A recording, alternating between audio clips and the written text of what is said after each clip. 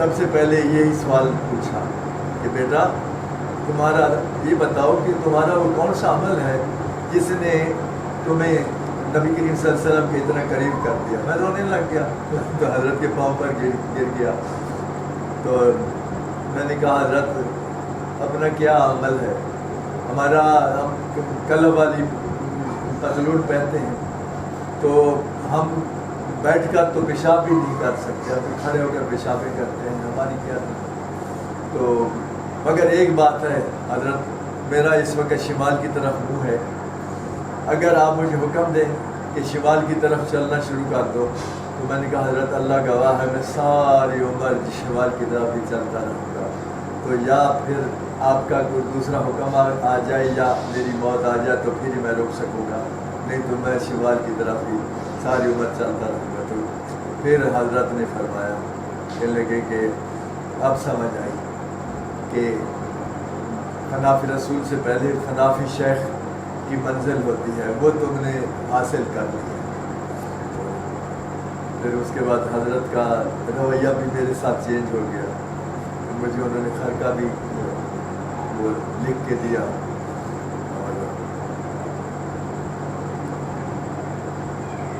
اس طرح سے میں وہی سوچ رہا تھا کہ اگر ان کی استعداد ہوتی, یہ اتنے مخلص ہوتے سلسلے میں, تو ان کو حضرت کی زندگی میں پھر اس کے بعد ہم لوگ 14 سال حضرت کے ساتھ رہے, یہ بھی اسی طرح حضرت 14 سال حضرت کے ساتھ رہے.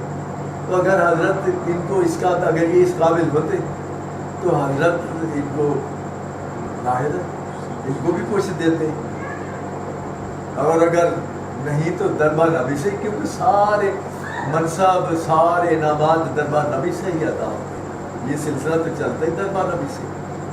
تو اگر ان کے اندر کچھ ہوتا, صلاحیت ہوتی, تو ان کو بھی دربار نبی سے کچھ مل جاتا. اب یہ خلیفے کا خلیفہ بننے کے خواب دیکھ رہا ہے.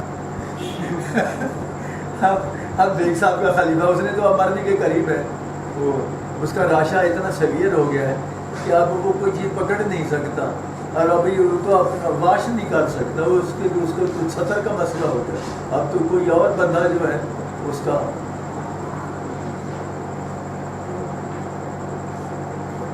اب بجائے اس کے کہ وہ اس سے عبرت پکڑے کہ اس کا کیا حال کر دیا.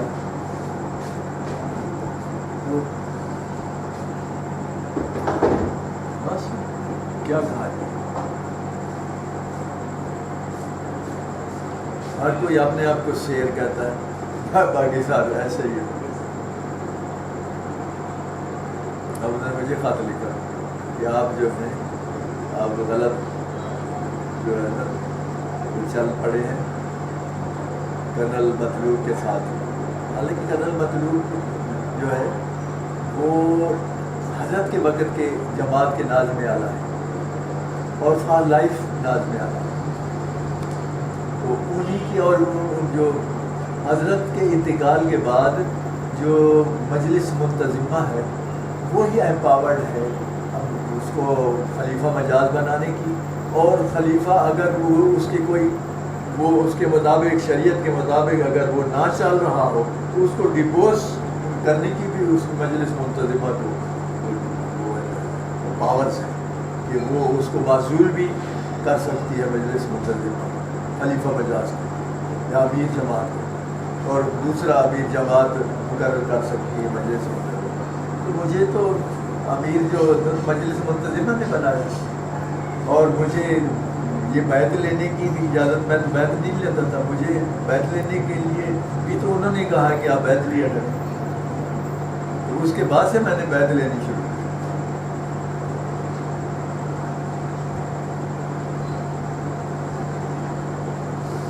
ڈرے گا کہ یار میرا ایمان ہی کہیں جو ہے نا تو اس میں خلل نہ آ جائے, تو مگر وہ تو دھڑلے سے پیسے بھی لیتا ہے دوا کے.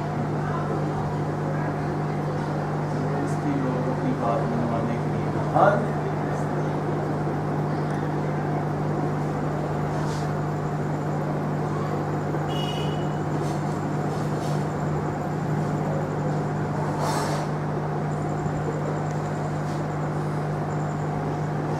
میں کراچی گیا تو جس گھر میں انہوں نے ان امی نے کوئی کہہ رہی تھی میں نے ان ہاتھوں سے 80,000 تو میں دے دوں، اس کو کہا 80,000 بہت بڑی اماؤنٹ تھی۔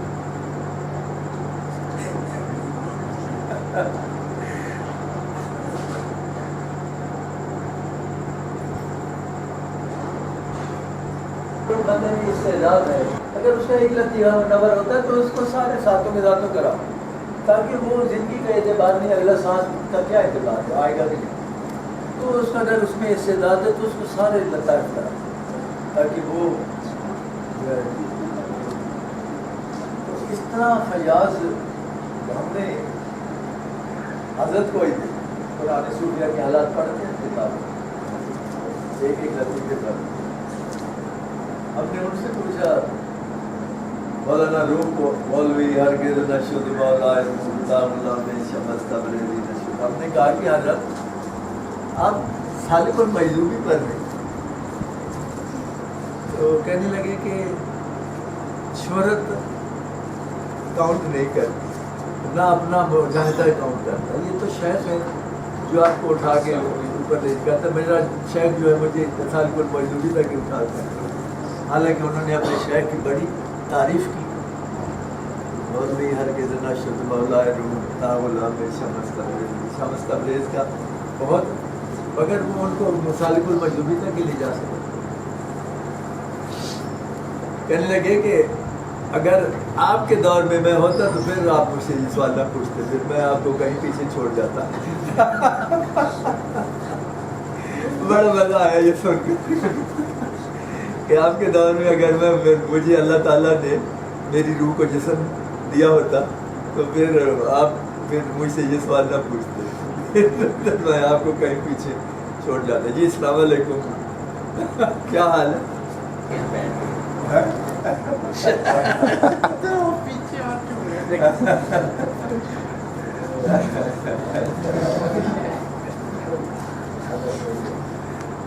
بہت شرمندہ ہے۔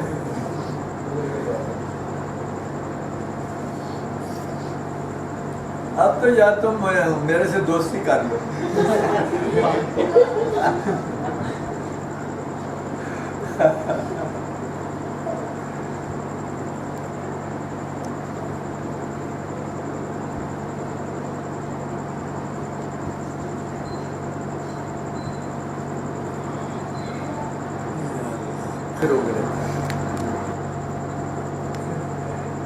تو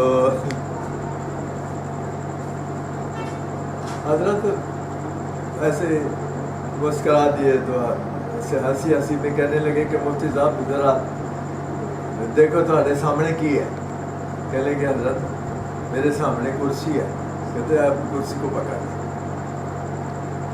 سارے ہنس پڑے۔ آئی گئی حضرت جہاز میں بیٹھ کے تو چلے گئے، حج کیا، واپس آئے، پھر اس کے بعد اگلا جب اجتماع ہوا منارے تو وہ آ کے حضرت کے سامنے آ کے نہ رونے لگا، مفتی غلام صمدانی صاحب کہنے لگے حضرت وہ کرسی سے تو میری جان چھڑا دے۔ حضرت ایک دم پریشان ہو گئے، کہنے لگے تم نے ابھی تک کرسی کو پکڑا ہوا ہے؟ کہنے لگے حضرت میں نے کدھر پکڑا ہوا ہے،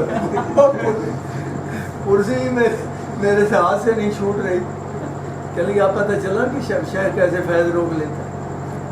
کہتے تمہارے سانس والے وہ پتہ نہیں کدھر کدھر چلے گئے۔ پھر حضرت کو اس پر ترس آئے، کہتے اچھا چلو، پھر اس کو ہمارے سامنے اس کو چلایا، پتہ نہیں کدھر تک چلایا، ہم نے کہا یار یہ تو کرسی اس کے کام آ گئی۔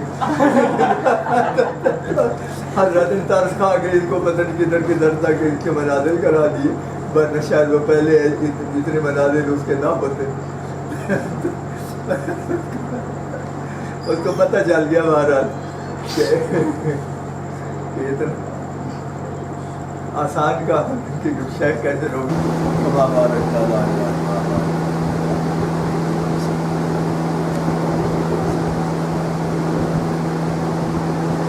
اللہ مبارک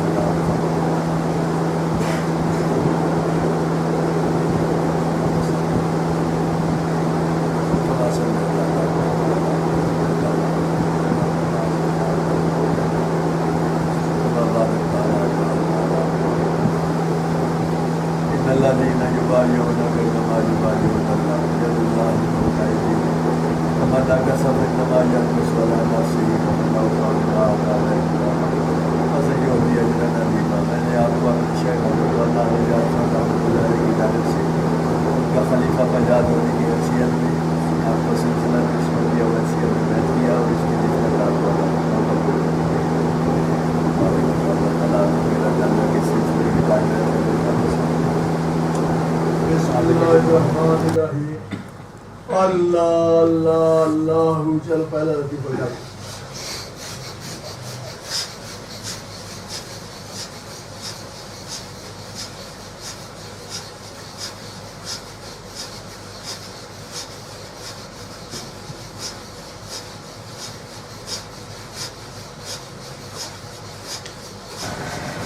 اس میں